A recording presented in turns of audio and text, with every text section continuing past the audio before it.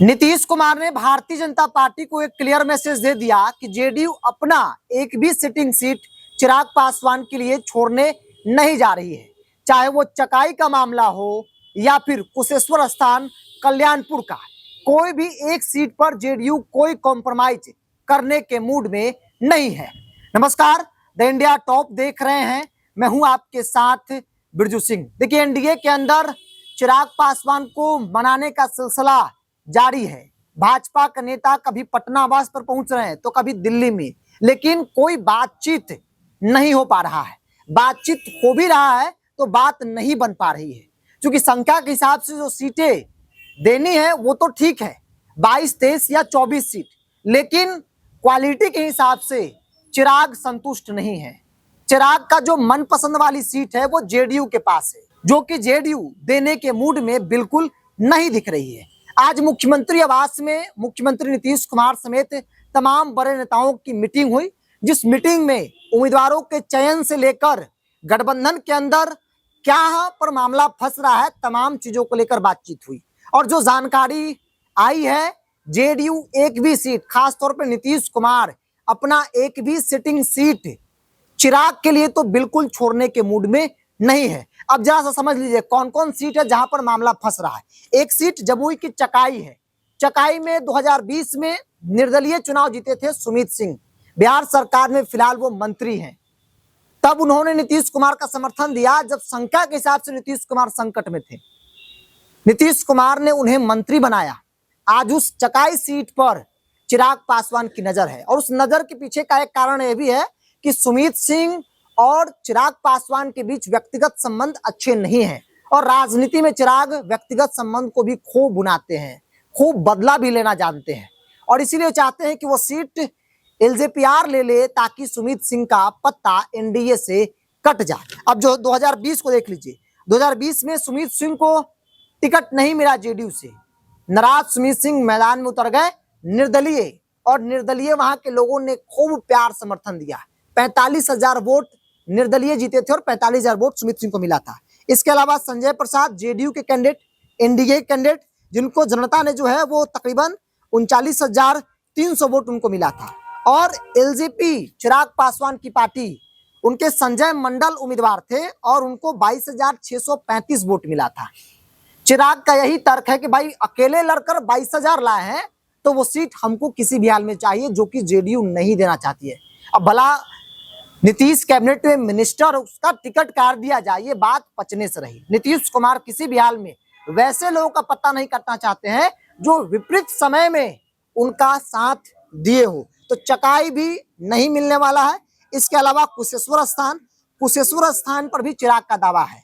देखिए, कुशेश्वर स्थान शशिभूषण हजारी 2020 में चुनाव जीते थे। शशिभूषण हजारी को 53,900 वोट आया था। इसके अलावा उस वक्त जो एलजेपी के कैंडिडेट थी पूनम कुमारी, उनको 13,362 वोट मिला था। कुल मिलाकर एक बड़ा गैप था और एक बड़े मार्जिन के साथ वहां पर चुनाव भी जीता गया था। अब सोचिए कि 13,000 वोट आया था तब, जब भारतीय जनता पार्टी का बैक सपोर्ट था, पासवानों की वहां पर बड़ी आबादी है, बावजूद भी वोट कितना आया? 13,000। इतना ही नहीं, जब आप बाई इलेक्शन में जाएंगे, जब उसके बाद शशिभूषण हजारी का मृत्यु हो गया, उनके जो लड़के थे अमन भूषण हजारी, उनको कैंडिडेट बनाया गया 2022 में, तब वहां पर क्या करा हुआ? अमन भूषण हजारी को 59,000, यानी कि जो 2020 में 53,000 वोट मिला था, उस जेडीयू को वहां पर वोट मिला 59,000, मतलब कि बढ़ा। और एलजेपी को कितना वोट मिला? एलजेपी की जमानत जब्त हो गई। एलजेपी को यहाँ वोट मिला था मात्र 5,000, जबकि पासवानों की वहां पर बड़ी आबादी है। अब जरा सोचिए कि कहाँ 13,000 मिला, और जब बाई इलेक्शन, वही 1-2 साल बाद जब बाई इलेक्शन होता है तो 5,000 पे आते। क्यों? क्योंकि भारतीय जनता पार्टी का जो बैक सपोर्ट था वो खत्म हो गया, और इसलिए जो वोट परसेंट था बिल्कुल गिर गया। जमानत जब्त मानिए इसको, 5,000 वोट से यही कहा जाएगा। जहां 70,000 वोट मिल रहा है वहां 5,000 किसी को वोट आए तो इससे आगे हम क्या ही कर सकते हैं। इसके अलावा दिनारा सीट को लेकर ही मामला है। दिनारा पर जो चिराग का तर्क है, उस तर्क से एनडीए सहमत नहीं है। जय कुमार सिंह जेडीयू कैंडिडेट थे, पिछली बार एनडीए के थे, और राजेंद्र सिंह एलजेपी के कैंडिडेट थे। राजेंद्र सिंह भाजपा के नेता, जो भाजपा से आए, चुनाव लड़े, हारे, और पुनः फिर उनकी घर वापसी हो गई। चिराग कह रहे हैं कि भाई वहां पर तो हम दूसरे स्थान पर थे अकेले, लेकिन एनडीए के चाहे वो जेडीयू हो या भाजपा, उनका कहना है कि जिस कैंडिडेट के बदौलत आपको दूसरा स्थान प्राप्त हुआ वो कैंडिडेट भाजपा का था और फिर चुनाव हारने के बाद भाजपा में राजेंद्र सिंह चले गए, तो आपकी दावेदारी यहाँ पर खत्म हो जाती है। जेडीयू दिनारा जो हारी हुई सीट है वो भी छोड़ने को तैयार नहीं है, लेकिन यहाँ पर कहीं हद तक मामला कुछ बन सकता है। भारतीय जनता पार्टी जो है वो कुछ करा सकती है, हो सकता है कि दिनारा सीट चिराग पासवान को चला जाए, चूंकि तीसरा स्थान जेडीयू और एनडीए को वहां पर आया था। लेकिन मटिहानी कैसे लेंगे, इसके अलावा आप कल्याणपुर कैसे लेंगे? मटिहानी जब चिराग पासवान अकेले चुनाव लड़ रहे थे तब इकलौती सीट मटिहानी जहां पर जीत नसीब हुई थी। हालांकि जो विधायक जीते उनको भी अपने पास नहीं रख पाए, वो जेडीयू में चले गए। जेडीयू का तर्क है कि भाई वो एक भरोसे के साथ मेरे साथ आए हैं तो हम कैसे तोड़ दें। जाहिर सी बात है, जो सिटिंग विधायक ही जब चला गया तो फिर दावेदारी तो कमजोर हो जाती है। मटिहानी में वही हाल है। राजकुमार सिंह 2020 में एलजेपी के टिकट पर जीते और उन्होंने पाला बदल लिया, जेडीयू के साथ चले आए।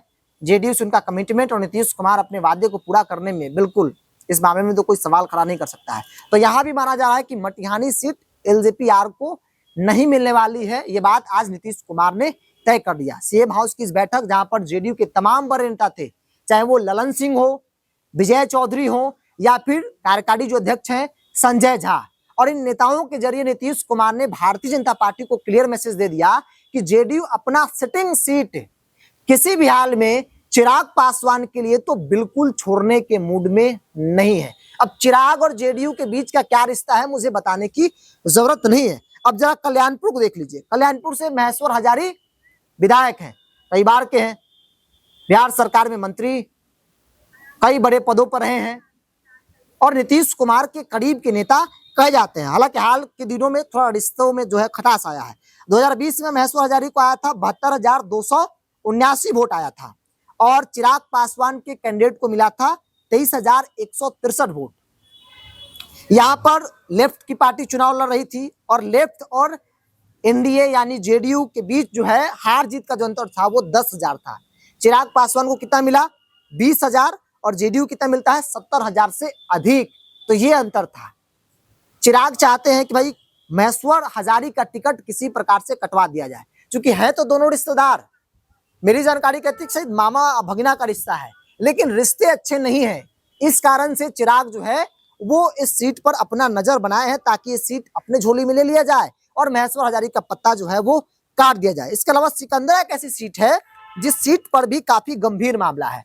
सिकंदरा प्रफुल्ल कुमार माझी हिंदुस्तानी मोर्चा यानी जीतन राम माझी की पार्टी से विधायक है और इस सीट पर भी चिराग पासवान की नजर है। अब जरा सोचिए, चिराग माझी के बीच क्या रिश्ता है, ये भी बताने की जरूरत मुझे नहीं है। पूरा ठनाठनी रहती है और इस सीट पर भी मामला फंसा हुआ है। कहा यह जा रहा है कि जो जमुई के सांसद है और चिराग पासवान के जो बहनोई हैं अरुण भारती, वो इस सीट से चुनाव लड़ना चाहते हैं। चूंकि सामाजिक दृष्टिकोण के मामलों से देखा जाए तो ये सीट काफी सेफ सीट है इसलिए। लेकिन जीतन राम माझी भी कहाँ पीछे हटने वाले। जीतन राम माझी तो संख्या की बात कर रहे हैं कि भाई हमको 15 सीट मिलना चाहिए। पिछली बार 7 मिला था, इस बार 15 तो कम से कम मिलना ही चाहिए। अगर कोई कह दे कि सिटिंग सीट छोड़ दो तो ये तो संभव ही नहीं है। सिटिंग है तो फिर हम ही वहां पर चुनाव लड़ेंगे। तो एनडीए के अंदर चिराग पासवान को मनाने की कोशिश चाहे पटना हो या फिर दिल्ली, दोनों जगह पर जारी है। पटना रह रहे हैं तो पटना में भाजपा के नेता पहुंच रहे हैं, दिल्ली जा रहे हैं तो दिल्ली में मान मनोबल की कोशिश जारी है। लेकिन अब तक कोई ठोस बातचीत बीजेपी और चिराग पासवान के बीच नहीं हो पाई है, कोई बात नहीं बन पाई है। क्योंकि क्वालिटी के हिसाब से सीटें चिराग को नहीं मिल पा रहा है, उनके मन मुताबिक सीटें नहीं मिल रही है। चिराग जो सीट चाहते हैं वो ज्यादातर सीटें जेडीयू के पास है और जेडीयू वो सीट छोड़ने को कतई तैयार नहीं है। उसमें से कई ऐसी सीट है जो सिटिंग सीट है, लेकिन जेडीयू सिटिंग सीट तक कोई बातचीत नहीं करना चाहती। यह बात आज के मुख्यमंत्री आवास की बैठक के बाद क्लियर हो गया। मुख्यमंत्री आवास की बैठक में नीतीश कुमार ने साफ साफ शब्दों में कहा कि जो मेरा सीट है वो मेरा सीट है। गठबंधन के अंदर सहयोगी दल बीजेपी के हैं, बातचीत बीजेपी करेगी, उससे जेडीयू को कोई लेना देना नहीं है। हालांकि इसके अलावा कई ऐसी सीटें हैं जिस पर चिराग का दावा है जो पिछली बार जेडीयू हार गई। से आप देख लीजिए, महनार हो, महुआ हो, ये सीटें जेडीयू भी बहुत ज्यादा इस पर बातचीत करने की स्थिति में नहीं है। जेडीयू कह रही है कि अगर इन सीटों को लेकर अगर आप खुश रहना चाहते हैं तो ऐसी सीटें आपको देने में मुझे कोई दिक्कत नहीं है। तो ऐसा माना जा रहा है कि मनार सीट हो चुकी, रामा सिंह की पत्नी वहां के मौजूदा विधायक है, आरजेडी से जीती थी, लेकिन इस वक्त वो उनके पाले में है तो उनको मिल सकता है। इसके अलावा महुआ सीट, यहां पर भी जेडीयू कॉम्प्रोमाइज कर सकती है, लेकिन सिटिंग सीट पर कोई बातचीत जेडीयू करने के मूड में नहीं है। अब देखना होगा कि भाई भारतीय जनता पार्टी बीच का रास्ता क्या निकालती है, भाजपा कैसे चिराग पासवान को मनाएगी। बहरहाल इस पूरी रिपोर्ट मिलता ही, बहुत बहुत धन्यवाद।